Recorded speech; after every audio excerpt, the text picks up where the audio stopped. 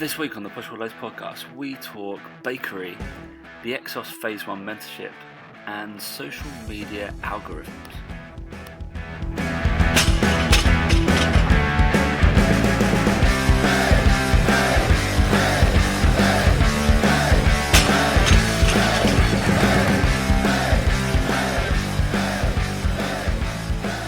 Three, two, one. Yeah, mine are bad too, mate.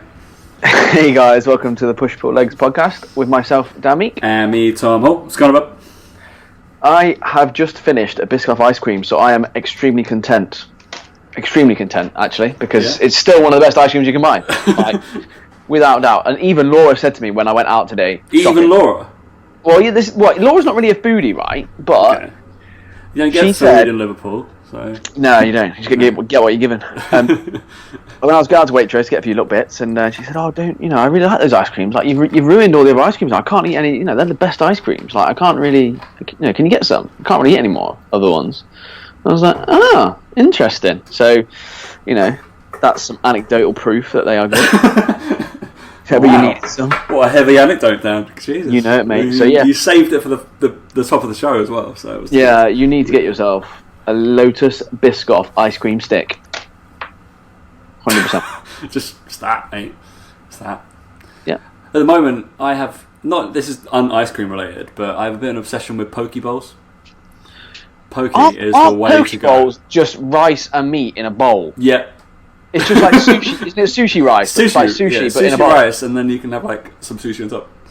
Like it's like a chirashi. Well, it sounds good because it's got sushi in it. It's so good, mate. Like we haven't been sushi in a while. We should do that. Mate, we haven't seen each other for a while. Like you say that, like there's lots of things we haven't done in a while. Haven't cuddled. God damn, Jesus Christ. Yeah, I know, right? You still haven't come to look at your trainers yet. No, I'm just buying more. Just buying more trainers. Ridiculous. Just price. It's awful. But sushi is the one. I do miss sushi, but it's just so goddamn expensive. I suppose poke bowls are a bit cheaper because they just throw it in a bowl, right? Throw it in a bowl. You have to make it. It's probably about 10 quid, and it fills you up. So that's all right. Just a 10 quid lunch, Dom. Just how much you make it, mate? Just you know what I mean? Just tenner for lunch. Ridiculous. Ridiculous. All right, brilliant. On that, mate. So I just wanted to go through because over the week, yeah. What day is it today? It's Monday today. Monday. Well, all right. I haven't stopped working, so. Oh, good on you. Well done. Makes a change, doesn't it? Makes a change. No weekends off. No days off. Yeah. Grinding, as they say in the industry. You grind, don't you? Be grinding. You be grinding. I was on that course, right? But we'll talk about them a bit. But there was obviously people from out of towners, a bit weird. Very strange. From Belgium, Germany, everything for this little mentorship thing. But they showed. I think they're called out of countries. Out of countries, they're internationals. So pretty crazy. But I had an argument with one of the other trainers about disagreement. You get into lots of arguments. Oh, correct. But this is a particular passion of mine, right? It's bakery, baked goods. I'm glad you're arguing about something important. All right, the actual training you're getting. No, definitely not. Yeah, I did say when we were introducing ourselves, like the bull crap that you have to go around, like, "Hi, my name's Tom," blah blah blah, and I said, "Push Foot Legs podcast with Dan Meek." So lucky. I said that. I every time I introduce myself, I always say the podcast and who I do it with, just in case, and it's in case there's a listener out there. Who knows? One of the three's out there. And then I've lost my train of thought now. Oh, I did say I have strong opinions on cereal as one of my things. Which didn't get the laugh I thought was. There was a little bit of awkwardness in the room I could feel. So it was like, oh, really? They're not your type of people. I was like, what are you doing? It's like, all right. But fine. You were talking about buns and baked goods. About baked goods, yeah. So it was an argument about the cinnamon bun. And I know you've tried both of these, okay? So you've got Nordic Bakery and Ollie and Steen, right? Ollie and Steen is probably the bigger brand now, and the Nordic Bakery. But you have the dense, hot, warm, whatever, cinnamon bun from the Nordic Bakery, and you have the kind of slightly lighter but the cinnamon social slice from Ollie and Steen. Which one do you prefer? Ollie and Steen, mate. You go Ollie and Steen. So this is the argument. I was like, I prefer the density. Sweeter. It's a bit sweeter. Like, I'm always going to go for sweet. Like, don't get me wrong. The cinnamon bun from Nordic Bakery is very good, But I do feel that based on the geographical location of the gym we were in, yeah, this is what I it was was also like the factoring closest in. I was one like, available. also Nordic Bakery probably brings back nice feel. Like, obviously we would normally go there, right, and go have a coffee there, and fuck off out the gym. Yeah. Probably if me and Dan are not training, I'm using air quotes. But also, I think if Olenstein was there at the same time, I wouldn't have always gone to Nordic Bakery. It was just because there was nothing else. Like, unless you wanted to get a prep for a croissant, there was nothing else around. Right. So it was like when we were there, like Ollie and Steen wasn't a thing really. It wasn't that big in London. So having been back, I have to say that if I had the option of having a cinnamon bun every single day with you, Tom, I would choose Ollie and Steen over Nordic Bakery in the majority of the time. Which is available. I do have a slot for a cinnamon bun every single day. Always diary. We used to. That was pre-workout, wasn't it? I wrote that on, I think the Third Space website. I had it still on there. Was Tom's pre-workout was flat white cinnamon bun. Perfect, mate. All the carbs. But I had a cinnamon bun from Gloucester Services. So anyone who travels up and down the M5 a lot will know about Gloucester Services, the best service station in the world. I don't want to say the world. I want to say UK, because I haven't been to all of them in the world, so I can't really say that. Yeah, is it better than like what's good? What's the one? So Gloucester Services is its own like independent farm shop. That's cool. And it's like you go in and it's just like a massive building, really done really nicely. But they've got like a restaurant bit at the back with all like amazingly cooked food, not like full of fast food places. And it's got its own little farm shop, and it does its own like homemade like pies, pasties, deep filled sandwiches, like bakery, like unbelievable. Like it's always full. Every time I go up and down the motorway, it's always full. Like even if you go at weird times, like I was driving back Sunday night. About 8 o'clock at night, you'd think, service would be pretty dead. Not Gloucester, full, mate. Full of people having their dinner. People just visited to have dinner there. Yeah. But I had a cinnamon bun from there, and I was disappointed. Ooh. I think the cinnamon bun has to be one of the hardest things to perfect, because not many people can do it. No. Because what a lot of people do is they just shove loads of icing sugar on it and hope for the best. And it's like, well, okay, if you make it really sweet, then people are going to like it. But that's not the trick. The trick is to get the right amount of cinnamon with the sweetness in there. And this one was just like a pastry that had like someone sneezed some cinnamon on top. It wasn't really like in it. It wasn't. I was really impressed. It was like a Danish pastry just with a bit of sprinkled cinnamon on. That's not cool. I was like, you can't call that a cinnamon bun. I'm sorry. Check what we're passionate about. I mean, was it one of the best weeks was always cinnamon bun week, right? Nordic Bakery cinnamon bun, because you had the variations. Why did they have the variations, right? So once a year for the week, they would have a different cinnamon bun variation on Monday through Sunday or Saturday, whatever it was. Yeah. Right? Some for 1 week of the year, and some of them were better than normal ones. Why are you not doing this all the time? Like the jam ones, they put some jam into it. Oh, they did white chocolate. All with cinnamon, but it was like white chocolate bun or blackberry jam and cinnamon bun. Just like blueberry one as well. They were just so good. And they used to bring them out just one day a year, each one. Like we do. Then there'd be like the Saturday or the Sunday where they'd just have all the ones you had from the week. You're like, all right, fill my boots, better just get it now. Yeah. No wonder they went bust. Have they gone bust? No, they closed that one down, didn't they? I think they closed a couple down. Weren't doing great. Good job. We should be their managers. Do you know what? They probably started doing worse when I left. I reckon. 100%. When they stopped making the normal like porridge, because I used to do my stories with putting the jam on the porridge, that was rye porridge, and it was made to order, and then they went all, I don't know, gimpy and started making oatmeal, and it was awful, and I just stopped going back. I was like, I used to love going and sitting and doing my admin, doing that. It just annoys me when companies do that. They're onto a winner and they just change it for no reason other than probably just a cost. I would have paid like a 50p more just to keep just to have the rye one, because it was just like it was so much better. But interesting. What's the best bakery then? Have you got a top 1, 2, 3 bakery? Baked good. Well, we're really lucky that in Bath we have got what's it called? Wow, that's really bad. Burtonet Bakery. What? So Richard Burtonet is a famous chef, I believe. I think he just does. I think his specialism is pastries and breads and stuff. Okay. And his bakery's in Bath, so all the fresh pastries and stuff are all around here. In the Burtonet Bakery, it's called, and they are incredible. So I mean, no one else is going to experience that though. You see, but their almond croissant is incredible. I'm not a fan of it. tastes more. Almond croissants are bad. They're like marzipan, aren't they? No, this one's good though. Most of them aren't great. I would never get one anywhere else. Yeah. Put it that way. I've never enjoyed one anywhere else. But you know what? For their pastries, Pret isn't that bad. For like their big established chocolate croissants are good. Yeah, the jam ones they've done recently are good. But the other one that me and Mike were out the other day, we went to Starbucks and Mike got a sandwich and he was just dreadfully unimpressed with the sandwich to the point where he was actually irate. Oh, really? But the only reason was because he went to Cafe Nero and he couldn't believe the quality of the food or what looked like quality of the food there. So I think Cafe Nero, it looks good. Like the choices look good. It's interesting. With Starbucks, I recently I got a filter coffee from Starbucks. Again, I was going up the M1 and then it tasted, because it was hot, and then it tasted absolutely foul. So bad. Next services, I went straight into Costa and got a different coffee. Yeah, the filter coffee's too strong at Starbucks. Yeah, it's just. I was like, why has nobody decided to taste this before fucking serving it?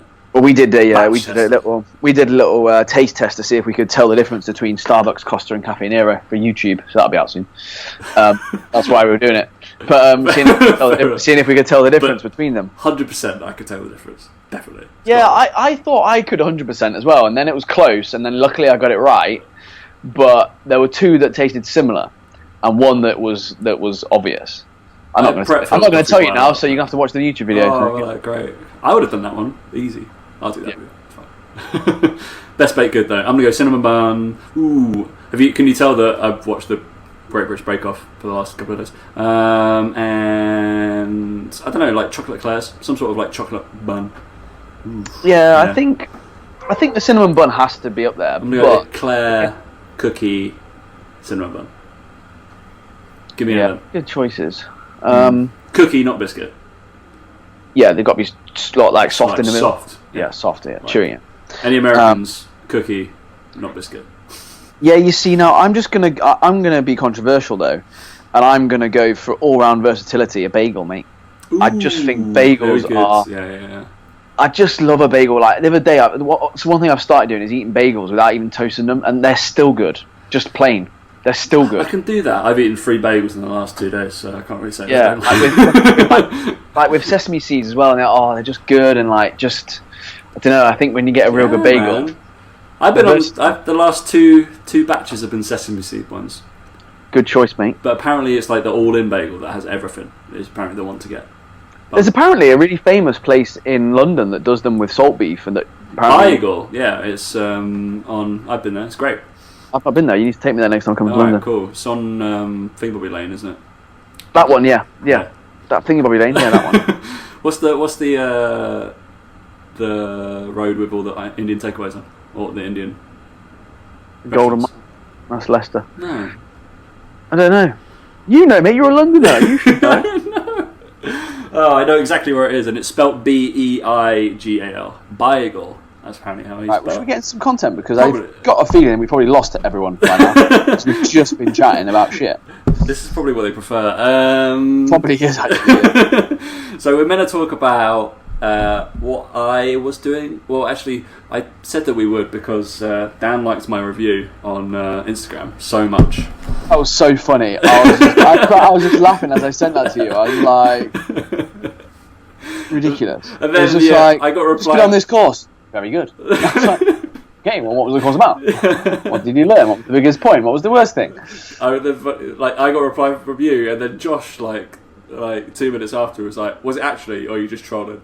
It was just, I was like, is my sarcasm that thick that it comes across as Instagram like that? I was like, you can't even tell. I don't know. Yeah, it was good. So yeah, what we got? Dan, you don't moan about Instagram yet again, and then apparently you trained today, so you want to talk about that. But yeah, you got EXOS.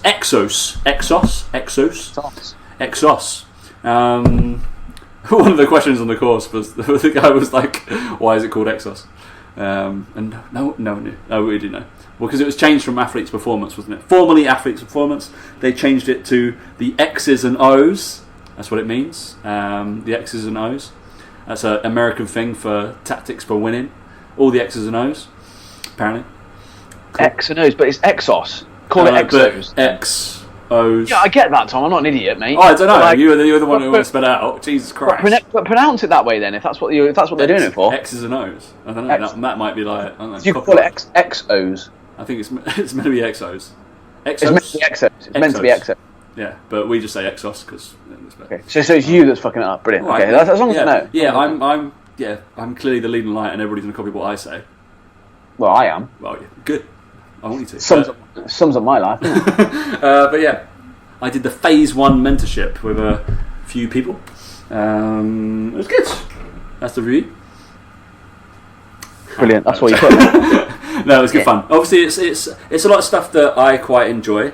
So yeah, do you know how I knew Tom was going to absolutely love it? Was because I saw a video of him hopping over a hurdle doing plyometrics. There's every way. The guy's walked in there, I reckon, and just seen you there and go, I know that guy. And he's changed his whole course just to please you. And he's gone, I won't get a bad review from this guy. Yeah.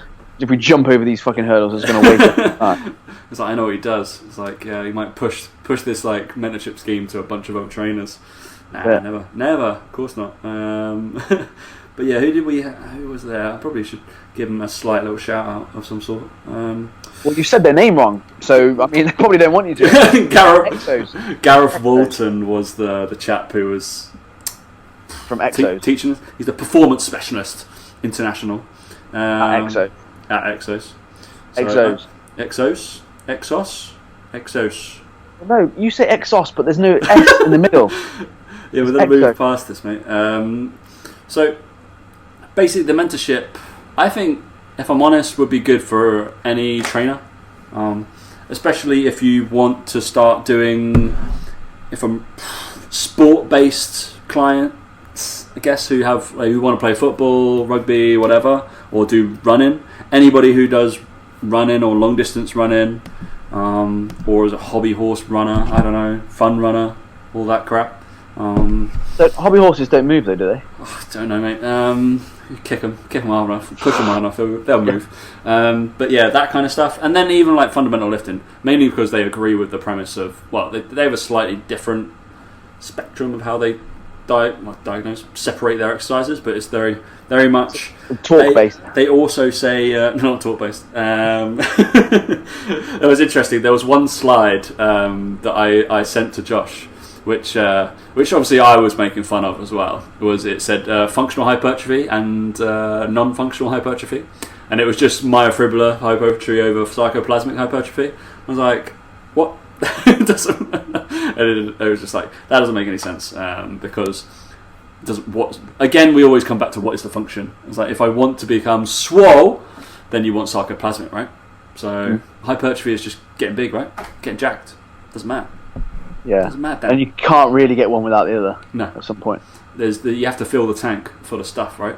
Get a bigger tank, then fill it full of stuff, and then get a bigger tank, and fill it full of stuff. It's generally what happens. That is. There were some interesting analogies actually during the course, which I think when I look through the slides, because I'm not a big one for taking notes. I can't. You're too smart, mate. Isn't it? Too smart for that. And you can't write.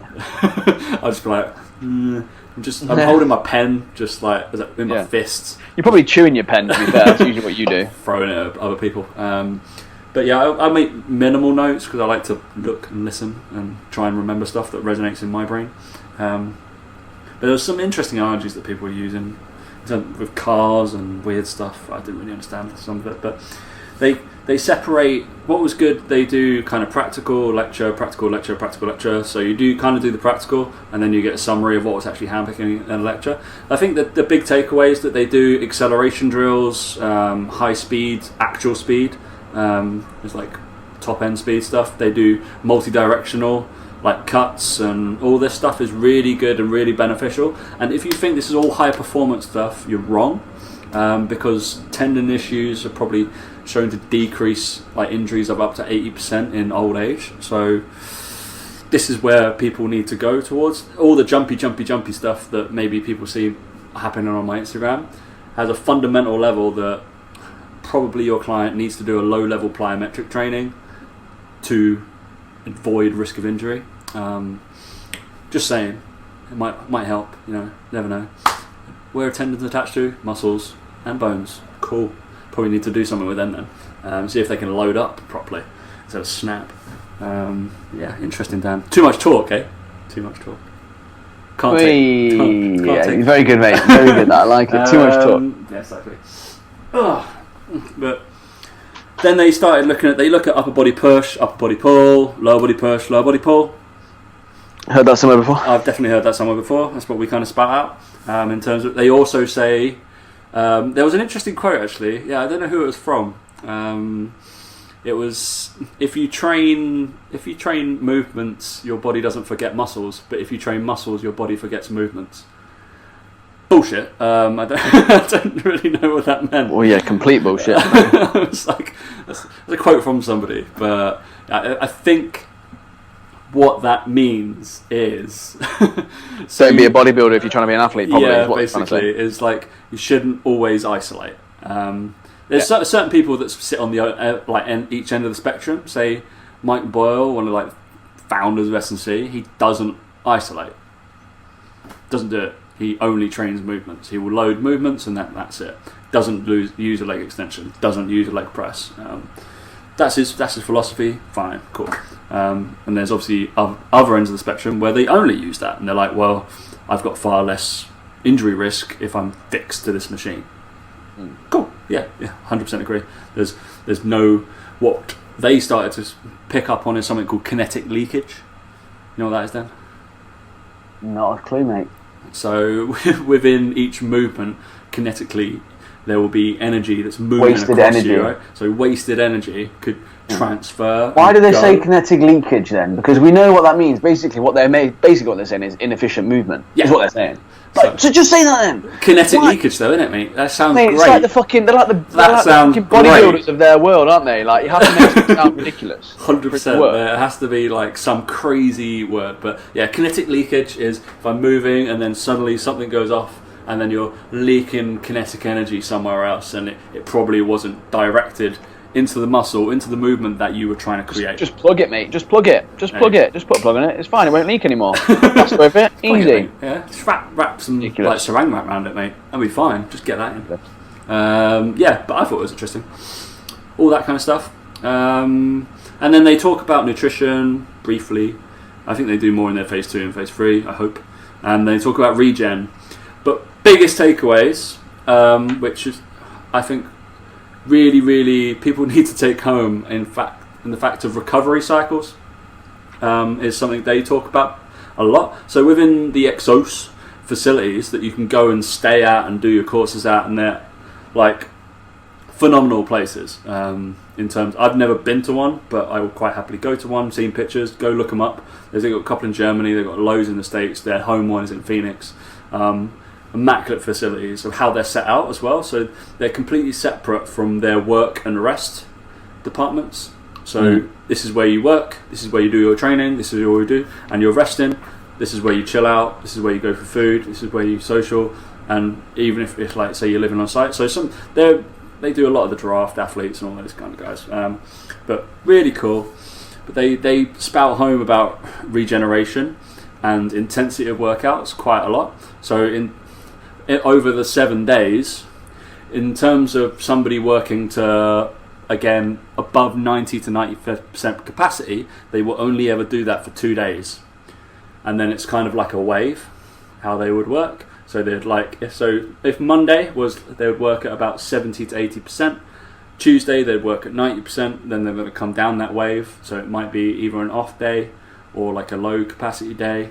And then they come back up again, and they work up to 90%, then they come down, and then they rest. Just a wave, bump, bump. 100%. It's certainly how I would do my training, or how I would train an athlete. I think it's just how people should train in general. There's at least one off day in there. You can have 2 if you really want to. And then you're training, basically you pick 2 high intensity days, and then 1 to 2 moderate to low intensity days. And you still worry about the numbers that you're hitting on those, say, or whatever you're doing, whether it be times, sets, or blah, blah, blah. But you focus on 2 days where you're going to try and hit your lifts or hit your times and hit your training capacity. I think it's cool. And it's just a really big takeaway, because that kind of resonated. And it's the fitness industry doesn't do that. they pick a fucking exercise and try and max out on it. Maybe your primary every single time. And you're going to be like, all right, I'm going to kill that bit. I'm going to kill that one. And you probably like 4 days a week, you're trying to max out on one of your lifts. And really, it's not going to happen. Because of ATP restoration, you're trying to regen back from like, I don't know, what does it take? Like 48 hours for you to actually properly get back to being able to peak performance, but perform properly. So that resonated with me. And I'm going to map out people's training a little bit better. Because I think I've gotten away from it as well. So I think there is an element of that, but at the same time, I think there's also a lot of natural bodybuilders who would suggest that's not the case, because they are getting stronger each session over a period of 4 or 5 weeks, maxing out 4 sessions a week, probably pushing to the limit, setting PBs. Yes, everything else in their life is bang on point in terms of recovery point of view, but then so are these athletes going to be. I think that obviously the deload, they're effectively maybe what athletes' performance are doing with the way they're doing it is instead of having a bigger deload for a week, they're potentially micro deloading them by doing it that way, rather than having accumulation of fatigue. So they did accumulation of fatigue as well. So they work in 8 week blocks. So that every 8th week is off. No, 7th week. 1, 2, 3, 1, 2, 3. It might be 7th week off. 1, 2, 3 up. 1, 2, 3. Yeah.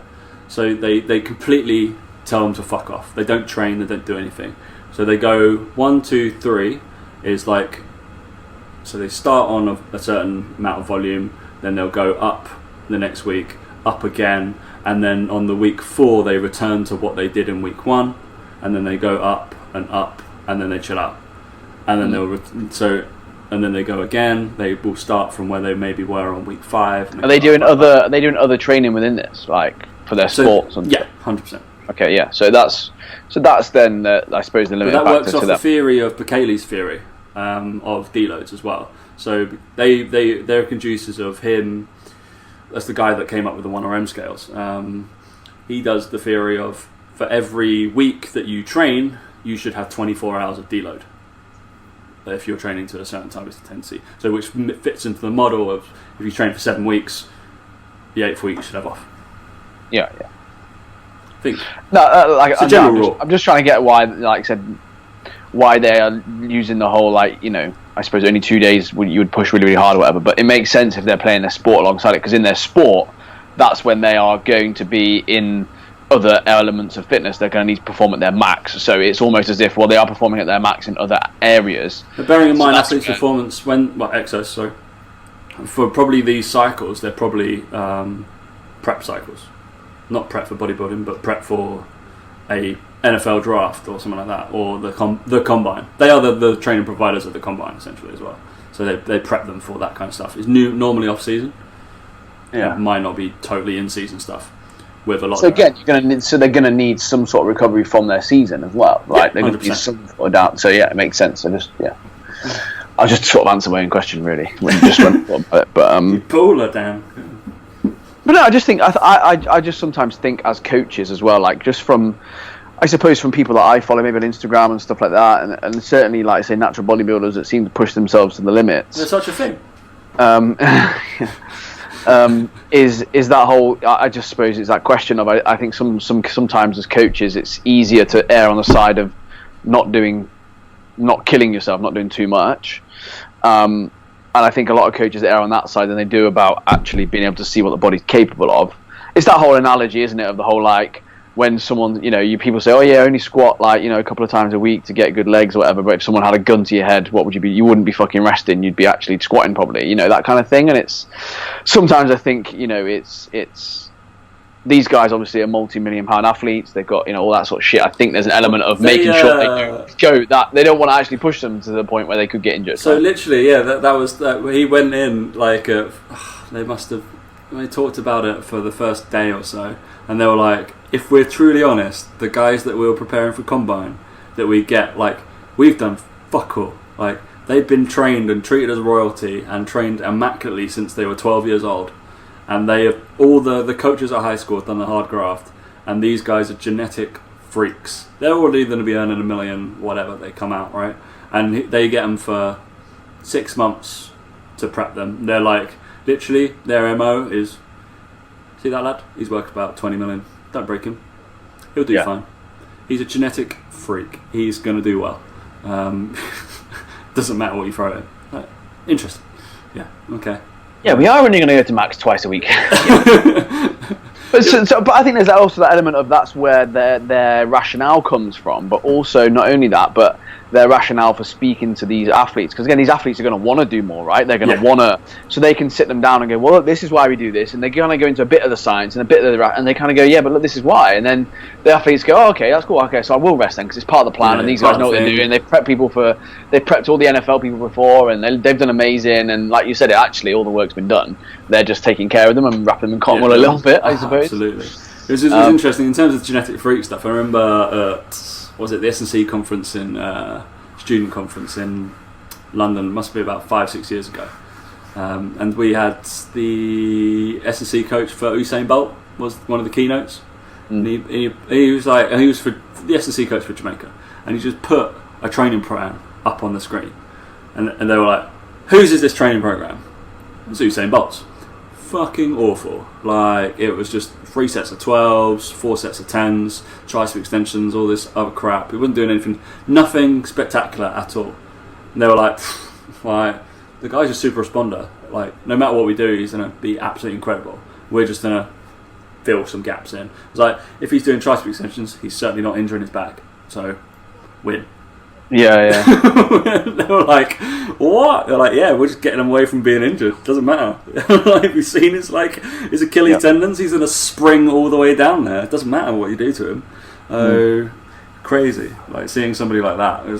He was like, no idea how I'm the S&C coach of Jamaica, like athletics, but sure. It's like, my guy's doing face pulls, tricep extensions to finish. Like, what's he do? Yeah, he's a 100-meter sprinter. What? Okay, cool. Very, very strange. But yeah, go look them up. They've got loads of courses. They do their online one as well, which is like 24 hours of videos. It's quite expensive. That's the only annoying thing, which does come part and parcel with it. I think they're looking at doing a lot of more stuff in the UK, so watch out. Ooh. Watch out. Their speed develop one, I think, would probably be a good one to go to. So I've done a few courses by certain people involved with them, so yeah. Like them, Dan. You do. I do like them. They, but not a purist. Again, there's certain stuff I didn't agree with. Yeah, I didn't agree with, and it was just a bit off. I was like, I have other ideas about that. Cool, fine, move on. I'm not going to take your ideas about that. I think there's a better or easier way of doing it. Probably, not about creating hard work for myself, mate. So, absolutely not. Absolutely not. All right, interesting, yeah. So, Instagram, Dan. Oh yeah, just somebody's winding you up. Yeah, obviously Instagram's winding you up, or what? I don't know. We have a few trainers that listen to this, I suppose. It's just a bit of business advice, I guess. Who's that? He-Man. Thor. Thor. It's the blonde hair though. Tom just held up a figurine. Sorry. Thor action figure. Yeah, there's obviously a few trainers that listen, and like I said, I think just some business advice from someone who doesn't have a clue about what he's doing, but you might as well listen. Yeah, so I've noticed actually it's happened twice. I said to Tom before I came on, there's only one person, but there's two people I've seen. One person who I follow on Instagram, she was on her stories the other day, and she was like, "Oh, Instagram have blocked me from posting for a week because of suspicious activity on my account or whatever." All and basically, those nudes. Yeah, basically it's one of those where they reckon that, it's one of those where if they suspect you are buying followers, buying likes, or doing follow, all this sort of shit you can do, basically you're going to get banned for a week as a slap on the wrist or whatever. And then there's another one I saw, and it was someone moaned about the Instagram algorithm, and how no one's seeing their posts and it's affecting their business. Like, what's the point? What's the point or whatever? And people just need to remember that you're on someone else's platform. You've got 20,000 followers today. If they went bust, you've got no followers. Like, you've got no one. And I think that trainers who rely on Instagram as their sole source of getting clients are really fucked. Because at some point in time, Instagram will not be well, it's going that way now. Like Facebook has. It's like, you know, no one really sees your posts. Like, you know, I've got hardly any followers. I've got like 6,000 followers, and most of my posts will reach a third of them. 2,000 people will see my posts. And the way the algorithms work, it's basically any people that like your content regularly, they're probably more likely to see more of it. You know, it's that whole thing of like, if you go on YouTube and you start watching loads of poker videos, you start getting loads of recommended poker videos come up. It's just that whole thing of they're going to give you what they think you're liking at that point in time. And it's I genuinely thought you were going to say accountancy videos. You did. But no, the reason I say poker is because obviously me and Mike have both shared our YouTube account so that we can both like go on and upload videos and stuff. And I'm usually the one that watches it most of the time. But it came up the other day, and I was on the like for you like Discover page thing, and I had loads of like poker videos, and I was like, Mike's been watching poker videos. I was like, how weird is that? That like I've never watched them, and I only twigged. But basically, the way the algorithms work is that's what they do. So if people are interacting with your content, they're commenting, they're liking, they're going to get shown more of it. And the hope is that they like and comment more of it or whatever. And what, you know, that's the way algorithms work, basically. Before, it used to be if you followed someone and they posted, you'd see their post. That's the way it used to work. But when it gets too busy and you follow too many people, that can't be done. But my advice really is just to not rely on using solely Instagram or Facebook or whatever the next new one's going to be. TikTok, apparently, I think is the next new one. The kids are using these days, according to Gary Vee. What's that? I have no idea. It's like it's just like it's almost like Vine. It's a bit like Vine. So it's a new Vine, I think. But basically, like if you're relying on Instagram, you are going to be fucked at some point because, again, if your content is it's harder to grow. I'd say that it's not for females. If you get your tits and your ass out, it's not hard to grow at all on Instagram. I mean, I've done that, and it is really hard to grow for that. Yeah. But I think it's that whole thing of trying to diversify what you do and the content you put out. And it's kind of like, obviously we did this podcast a long time ago, and the intention of it wasn't necessarily to be a content stream that would bring in clients or whatever. It was always just a way for me and Tom to carry on chatting, really. And look what it's turned into. Ridiculous. I know, but Dan's got one client and I'm going in. Yeah.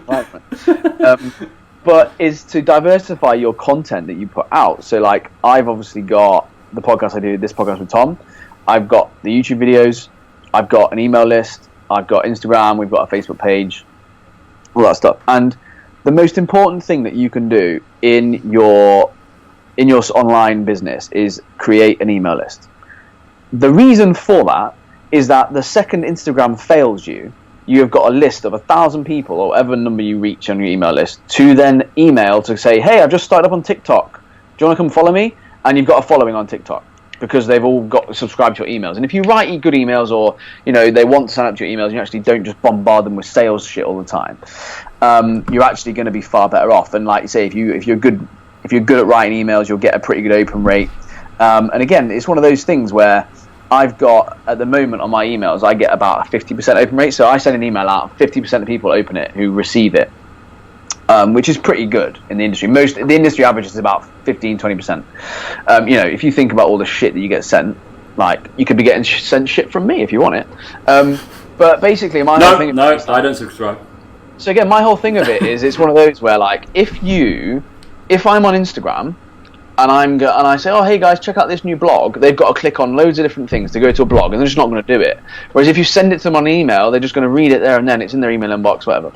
But the point of this is basically that you need to get people off the social media account that you're on and onto something that you own, like an email list, because you own those emails and you can then use them.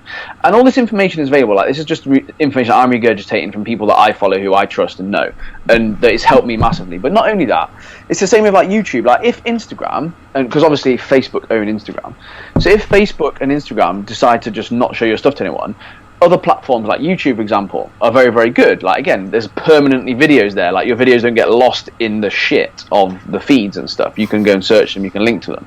Same with podcasts. It's always there. And, like, so people... we've had people subscribe, and I've had a message from someone about this week, actually.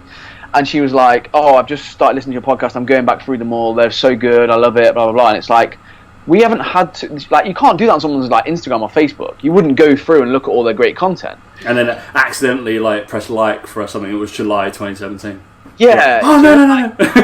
It's like Instagram's not the place people are going to like to digest information. Like they listen to podcasts, or they watch YouTube videos, or they read emails, they digest blogs. It's like, don't be so naive and just put all your effort into one thing. Like, do something well, yeah, but don't make it your be all and end all. Like, there are people out there, like I don't know if you heard the story of that Instagrammer who had 1.2 million followers or something ridiculous, and she couldn't sell her clothing. We talked about it before. I think we talked about it. Oh yeah, no, I saw that. Yeah, no, who?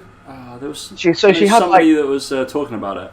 She had like 1.2 million followers on Instagram, and she needed to sell 20... Mike Samuels was talking about it. Yeah, Mike Samuels was talking about it. She needed to sell 30 items of clothing to get the run through the clothing, and she sold like 26 or something, and she couldn't do it.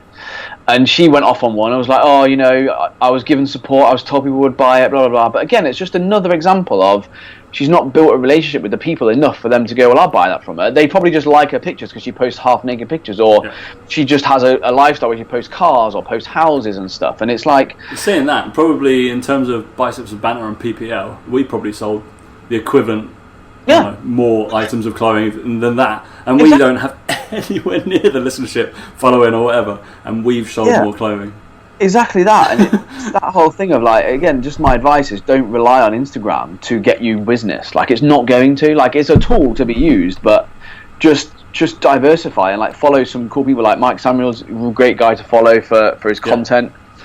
Suk talks about this sort of stuff regularly as well. It's like, this is all stuff you can go and find out there, and you'll see other people saying the same thing. Like, I'm not telling you anything that is not already out there. But it's just something that I find funny when I see my account on Instagram with 6,000 followers, and I post at the moment maybe 2 or 3 times a week if people are lucky. But when you consider what other revenue streams, other content things we put out, and how else we can get clients, it's like, well, we're not relying on Instagram like these other people are. And it's like, well, yeah, if I lost Instagram for a week, nothing would really happen to me. Nothing majorly at all. It's not really a problem. Same, like, even more so for you. Like, fucking wouldn't even don't even need one. Like, really. And it's one of those things. Is I think as an online coach, people are so obsessed with Instagram or whatever, and you're forgetting that there's all these different platforms to use. But not only that, the last point I'll make is with Facebook and Instagram, the reason organic reach, or the amount of people who see your post is down, is because they want you to pay them to show it to people. Yeah, exactly. They're a business. They own the platform. They're in the business of making money, Dan. Yeah. Why don't you try lining their pockets with some money occasionally, and you might find you get your reach up. Like, again, it's a pay to play platform. They're going to give you a bit of reach. They're going to say, yeah, we'll show your stuff to a few people if they like it. We'll show it to a few more. But the reality of it is, if you want to reach people on Facebook, on Instagram, you are going to have to upskill yourself and look at the strategies that you need to implement to pay to reach people. That's the way it is. Like, don't just go randomly throwing money, like just randomly boosting, because that's the option on post, randomly just boosting other posts. Like, don't do that. Understand what you're trying to achieve. This post ad is campaigns. Like getting more than 97% of the last one. That's funny. Yeah. It always does. You're telling me that I should boost this post because you're going to get paid loads of money if I do, and even if it sucks. And again, like, that's the other every thing. single post always has a little bit more engagement than the last. According to that's you. The thing to remember is, like, again, Facebook don't care what money you put on, who you show it to. They're getting money. Like, they don't care if you succeed or fail. And it's understanding like the metrics for it and stuff. And I don't want to bore people who aren't into this, because I know we have other listeners as well, but it's just something to think about. Like, understand that they're a business, and again, it's one of those things where if you pay some money, you're probably going to do a lot better, and it's not as expensive as you might think it is. But please follow those people and learn a bit from them about how to maybe do it. And like, I know Suk's just posted a good video on YouTube about it, so go check that out. And yeah, it'll be worth your time if you're a trainer. If you're not a trainer, I'm sorry, we just wasted 5-10 minutes of your life talking about it. But again, but like we talked about it before on other podcasts, I think it's also important that if you really do like someone's stuff, if they post something and it does resonate with you, don't just scroll on past it. Do leave a nice comment, because it does make that person's life a little bit easier. A nice comment, or any comment. Like, you always post some shit on mine. That's great. And it doesn't matter. Like, it can be just a jokey comment. It can be anything. But I think it's if you do appreciate that person, you like what they do, even if the post isn't really relevant for you, or it's just a way of supporting someone's social media account if that's, you know, what you're into and stuff. It's not, I don't think you need to beg for it, but I think it's one of those, if you genuinely do like them, then just give it a like. I like all Tom's posts he puts up, but I don't actually read the captions or know what it's about. Like, no, you just sieve through them for spelling mistakes, and then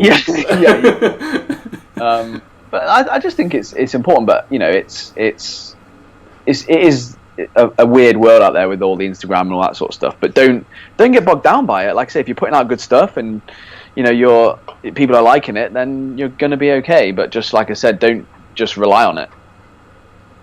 True that. You know what I mean? How are you feeling after your pause squats today, mate? All right, to be fair, I'll be sore tomorrow, I think. Yeah, sorer. Sorer. More sore. More sore. More sore. You'll be sorer. But I've got basketball tomorrow, practice tomorrow, and then Wednesday's our first pre-season game, my first game of basketball for a long, long time. Wow, mate, you should have been on the course doing multi-directional speed. Oh yeah, I'm gonna have to. Mate, you should write me a program actually. I should probably do some jump bounding over hurdles. But I've actually got to wear a vest to play. That's the worst thing about it. In training, I always wear a t-shirt. Some pasty folk on your basketball court. It's awful, isn't it? Awful. Mate, I'll send you a program and some fake tan. That's absolutely fine. Fake tan is probably more welcome. I'm not gonna Fair enough. Any other business, my friend? No, none from me. But like I said, if, just on that, if anyone's got any questions or they wanna point in the right direction and some stuff, just drop me a message. I just got a question through about some. I did mention that I had saurine earlier, and question is, was it original or banana saurine? Emily, it was original saurine. Banana's good, but it's not it's the not good. The best one. Okay, fun fact: I don't like bananas. What? I know. Not the traditional way of using them, anyway. No, exactly. Like them a little bit moister than that. But yeah, don't like bananas. I'm not a huge fan of bananas. The banana loaf's nice, but I'm not a huge fan of eating bananas on their own. No. Banana cake, I'll eat. No, just enough. I don't want anything to do with them. Absolutely not. Don't worry about it then. Cool. All right, note to self: don't buy Tom bananas. Or do if you want to piss me off. Okay, I'll buy you loads of bananas. All right, there's no other business. Oh, apart from, I mean, if you want to donate, you still can. I put the link in the last bio. I put it in this one as well. I've already reached my target, so if you really want to donate to bowel cancer, do it. Not to bowel cancer, the fight against, obviously. Yeah, I was about to say not against it. Sure. Yeah, against it. Yeah, I've got my walk.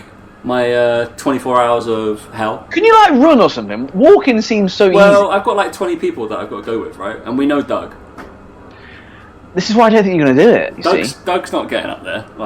Doug will go in his Vibrams, mate. If he wears Vibrams, he's getting grief all the way through. There'll be somebody I got grief for the fact that I have DC hiking boots. Funny story, of course, you have DC hiking boots. Funny story actually the other day, right? So I was in Sports Direct. Looking at some trainers, right, and I could hear behind me a guy with his son, and his son was like, "Yeah, I want this. This is the ball I want." So his dad was like, "Okay, brilliant, cool." We've all been there. And he got it out the bin, and in the bins there was 2 bins there. One that was 2 for £20, and then one, the balls were £16. So the kids, obviously the ball was out the £16 bucket, obviously because he's a lad, and his dad was like, "Okay, why is this one £16 and why are these 2 for 20?" He was like, well, it just is. That's just a better ball. And he's like, no, it looks the same as that one, though. It looks the same as that one. And the poor guy there, he works there, 20-something kid, just trying to help, mate. Anyways, the dad's there, and he's there going, no, they're 2 for £20. This is the same, basically. He's like, surely you can do me a deal. Surely you can do it 2 for £20. And he's like, no. And he's like, well, you're making more money off me for this one. It's the same as those ones. He's like, I don't set the price in. That's what it costs. It's not the same quality ball. Well, I think it's unacceptable. I want to speak to your manager. I don't see why. I want to. I can get 2 of these for the same, the same ball. I can get, and he just couldn't get that there was a pricing structure and they were in 2 different bins. Looked down at his feet. He was wearing Minimus trainers. I was like, yes, you're a dick, mate. I was like, I know that straight from fact. I was like, you're wearing barefoot fucking trainers. I was like, you're a prick. I was like, I knew that straight away. Didn't even need to know anything else about him. I was like, based on that argument alone, I then looked down, saw his footwear, and I was like, yeah, you're a lost cause. Only someone wearing barefoot trainers would have that sort of argument about it. Idiot. And in public. Right. Just like, yeah, no, but just like being really like, because I couldn't concentrate on the train, looking at trainers. I was just too busy listening. Just like, and I kept looking at him, and I was like, what are you trying to achieve here? Like, it's like going up to him and going, well, these trainers are £70, these ones are 40. I want those ones for 40. Well, no, they're £70, mate. Like, they're not the same trainer. And the balls were like probably like a similar design, but maybe a different colour or of it, whatever. And I was just like, he wouldn't stop, and this poor kid was there like, what do you want me to do about it? Like, it's from that bucket, mate. Like, if you go and scan it with that barcode on, it's going to tell you. It's going to tell you that. Like, there's nothing. And he's like, well, can you not do something about this? And I was just, and this poor kid who wanted this ball. Obviously, his dad was there doing all this, and he was just sat there like, oh my god. And I was like, yeah, mate, he's wearing those shit trainers. I know, ridiculous. Unbelievable. Fucking bare. And I was like, I knew he was obvious he was going to be wearing barefoot trainers or Vibrams, wasn't it? Do you know what I mean? Yeah. Fucking idiot. But yeah, that was just my little that I saw. Next week on Overheard at Sports Direct. Daniel. Yeah, it's like Overheard at Starbucks. Isn't yeah, it? exactly. I just couldn't get over it. I was like, calm down, mate. It's a fucking football. Jesus. Oh, Popo out for Tom. Yeah, we need to go now. I need to go. Clearly. All right. We will catch you. I'm walking up some mountains. Dan's shouting at people in Sports Direct. All right. We will catch you next week.